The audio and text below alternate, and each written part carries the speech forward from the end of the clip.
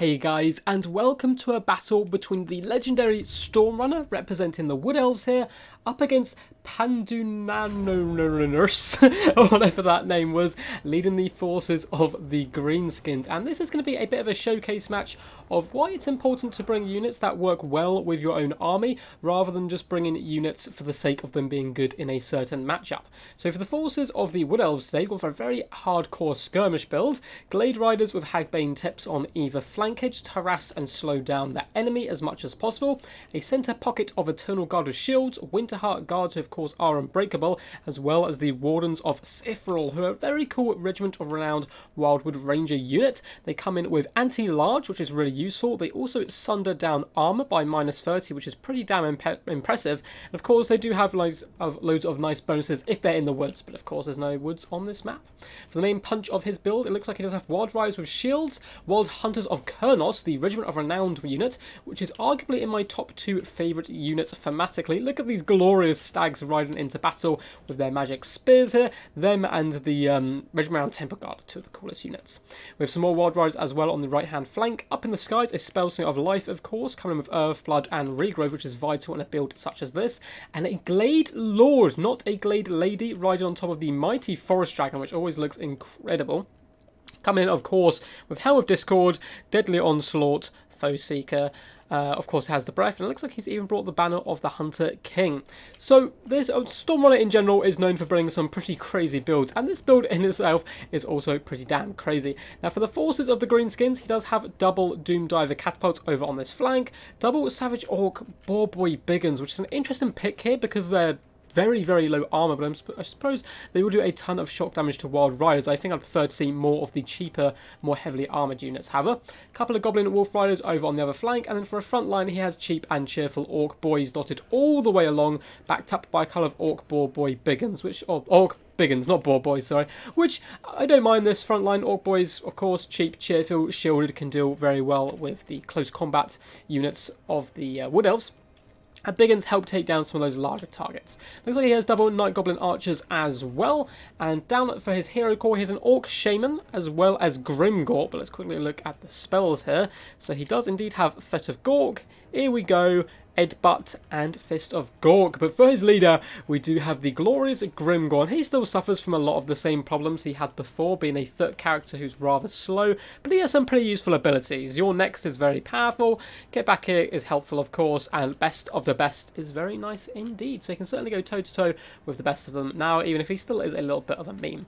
Now the reason I wanted to showcase this game is the use of these Doom Diver catapults. Now I understand he wants to keep them away from his main force to allow him to perhaps try and out-skirmish the Wood Elves here and so forth, but I really don't see why he's brought them in his build. If he's going to bring and invest so much heavily in Doom Diver catapults, which are fantastic in this matchup by the way, why would you not defend them? It's very bizarre. So these Savage Orc Boar Boys here, I get absolutely wrecked of course by combination Dragon and Wild Riders as expected. They do some decent damage back, but if you're going to bring artillery out of this, it's a huge investment. You need to protect it. So it looks like he's kind of brought it just because Doom Divers are good against Wood Elves, but if you don't use them correctly, what is the point?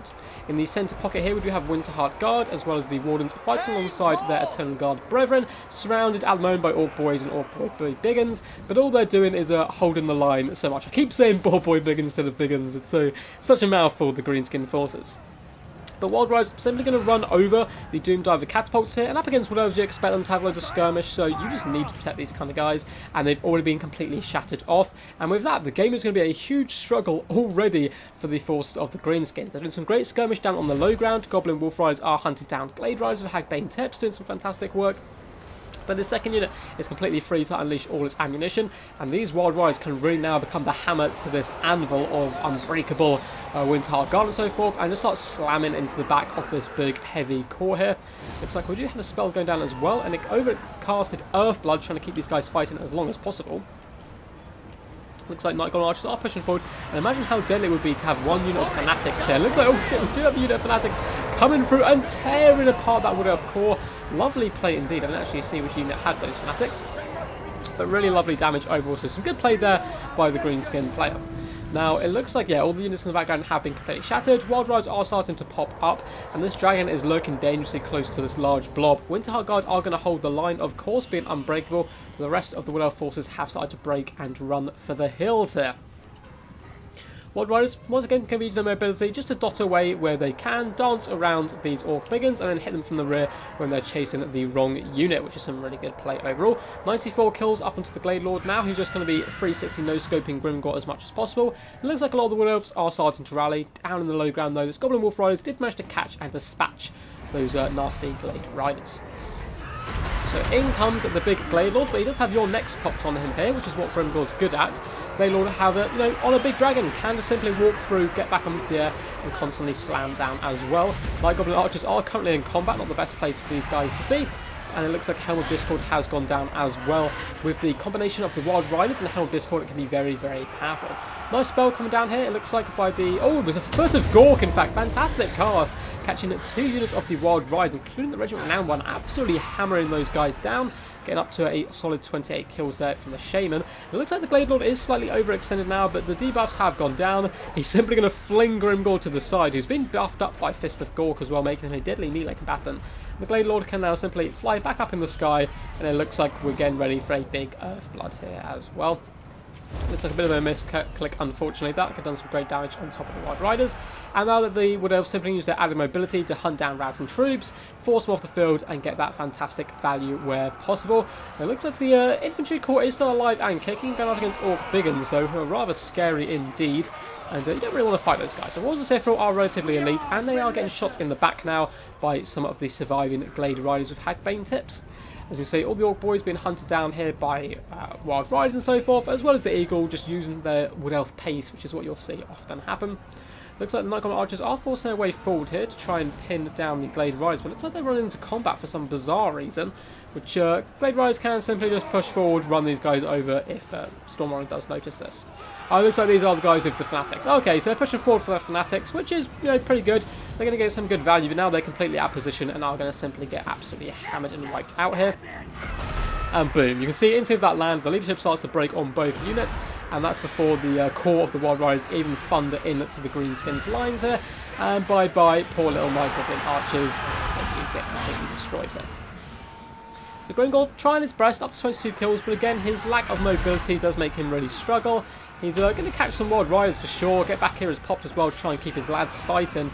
And he does have your neck, so he's going to be slowing down this Glade Lord, but it has a lot of mass. It should be able to force its way wide, especially if all these other units being sacrificed to pin in Grimgor, who's just a little bit too slow, unfortunately. It looks like a overcasted regrowth has gone down, which will increase his health by 2,088, which is so much insane good value. The Winterheart Guard here, down to 1 model, is beating back these Goblin Wolf Riders, doing a decent job. Warren and Sifril down to just 7 as well, so these guys really fighting to the death there, doing some good work, but it looks like it is pretty much going to be game over. Glade Lord simply swooping out right, hunted down the Goblin Wolf Riders. And yeah, it's basically just going to be Grimgor and this Hero Core left, unfortunately. So we're going to speed up a little bit and just watch these glorious Wild Riders just feast on the souls of these poor units which have been pulled apart from the main blob. And in comes the Glade Lord once again to try and deal with Grimgor. And with that Helm of Discord, he's certainly up to the task. So very well played to both players. Massive shout out to Stormrunner for sending this one in. And the real reason I wanted to showcase this, as I said before, well, apart from it was a pretty insane build coming from Stormrunner. Absolutely love this build. Pretty hectic. I feel like it's going to be real hit and miss, but super good fun nonetheless. But yeah, so no disrespect, of course. I don't know how new this player is, or if he just had a bad game. It happens to me all the time, for example. But yeah, Doom Diver Catapults. I just don't know what the thinking is here. So when you come into a matchup and you're designing your build, don't just pick units. You're like, these units, Doom Dive Catapults, they're fantastic against Wood Elves, so I'm just going to bring 2, I'm just going to let them do their thing. No, you've got to think about how the whole build's going to work. He could have simply boxed up with the Orc boys, done more of a defensive posture and really tried to get the value out of these Night Goblin Archer Fanatics, as well as the Doom Diver Catapults. Now, I'm not a big fan of the Archer Fanatics because you have to get close to use them, so cutting these guys and just having a couple of normal Archers and maybe cutting a few of the Orc boys and going for Night Goblin Fanatics instead would have been much better. He would have been able to deal with that front line far, far quicker and shut down the enemy. Savage Orc Boar Boy Biggins, I can see the appeal. They're quite big damage dealers, so perhaps they can trade okay with Wild Riders, perhaps, but they are so lightly armoured, it it is an incredibly risky pick coming up against the Wood Elves, in my opinion. But still, nonetheless, super fun game. Always good to see Grimgor in action as well, and some pretty huge kills across the board for the Wood Elves. Anyway, guys, I hope you did enjoy this nice little showcase match. If you did, please do consider giving the video a big old thumbs up and a subscribe to the channel. We do Total War multiplayer battles about 3 or 4, maybe 5 times a week up on the channel, including a couple of streams as well. We're doing a campaign with Imric at the moment, which is super fun, as well as a tournament series, King of the Hills, and all that good stuff. And guys, until next time, peace, and as always, stay awesome.